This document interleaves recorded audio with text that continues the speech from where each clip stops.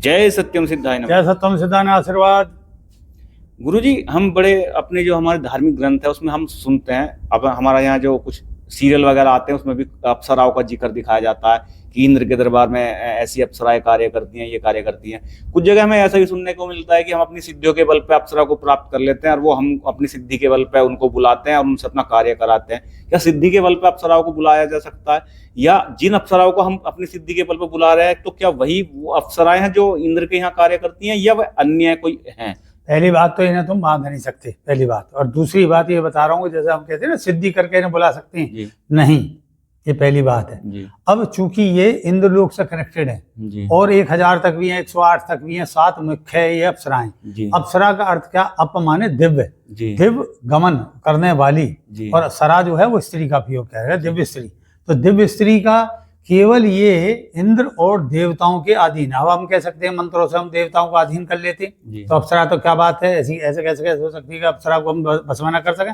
Fact ये है कि वो वहीं अपनी स्वतंत्र हैं और वो क्या नाम है, देवताओं के ही उससे भेजी जाती हैं। क्या तपस्या भंग करानी है या हमें संतति सृष्टि बनानी है, जैसे कि विश्वामित्र, उनमें तो आप देखोगे मेनका जो थी आई, उनकी तपस्या भंग करी। अब तपस्या भंग नहीं करी है, फैक्ट ये है कि विश्वामित्र जो थे राजा थे, राजा के अंदर तपस्या करते में क्रोध का भाव था और उनके अंदर राजाशाही एक राजस्व गुण था, तो उनके भोग की इच्छा थी क्योंकि वो तपस्या में लगे हुए। ये ऋषि वैश्यों ने बदले की इच्छा थी उन्हें, तो उनके भोग को सामान्य स्त्री इतने तपस्या पर नहीं झेल सकती थी। ये है फैक्ट। इसमें कहते हैं पतन हो गया। पतन हम जब मानते हैं जब कोई ऐसा गिरने के बाद फिर उठे नहीं जी।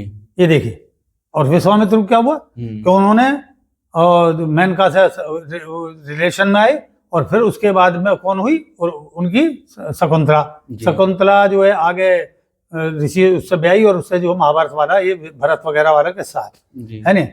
तो अब देखिए संतति कैसे बढ़ी, कहाँ से आया, संतति आई ना जी। ऐसी जब अर्जुन गए उन्होंने भेजी तो वहां भी यही हुआ, उन्हें शाप मिल गया जी। और शाप मिलने के बाद पता चली कि भाई तुम तो हमारे कुल देवी हो, मतलब एक तरीके से कुल की वो स्त्री माता के समान हो, तो हम तुमसे कैसे कर सकती। तो बोली कि हमारा काम केवल जो है जो आदेश होता है वही पूरा करते हैं, तो एकदम डायरेक्ट हम अप्सरा को जो है कंट्रोल नहीं कर सकते। ये ध्यान रखने की बात है जी। तो अप्सरा से हमारी संसार में अनेकों संतति बढ़ी। जैसे आप देखोगे ये सत्यवती थी महाभारत में, तो ये भी अप्सरा थी। और जो उनकी हनुमान जी की माताएं अंजने, वो अप्सरा थी। तो उन्हें शाप मिला हुआ और तब उनके अंदर इतना बड़ा जो चीज आवागमन होता है, किसी चीज का अवतरण होता है, वो इतना सहज थोड़ा ना, आम स्त्री के बस की नहीं है इतना करना, है नहीं। तो ये सब ऐसा नहीं है कि आप इन्हें वश में कर लें या किसी को बुला लें। अब ये लिखा हुआ है लोगों ने कि अप्सरा इतनी प्रकार की हैं और उन्हें ऐसे वश में कर सकते हो, लेकिन ऐसा कहीं देखने में कुछ नहीं आता है।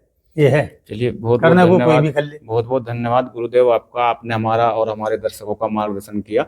जो भी लोग हमारी वीडियो को यहाँ तक देखते हुए पहुंचे हैं उनसे मेरा आग्रह है कि आप इस वीडियो को लाइक करें, इस पे अगर आपको कोई प्रश्न है तो कमेंट भी करें और इसको शेयर करें। जय सत्यम सिद्धाय। जय सत्यम सिद्धाय आशीर्वाद।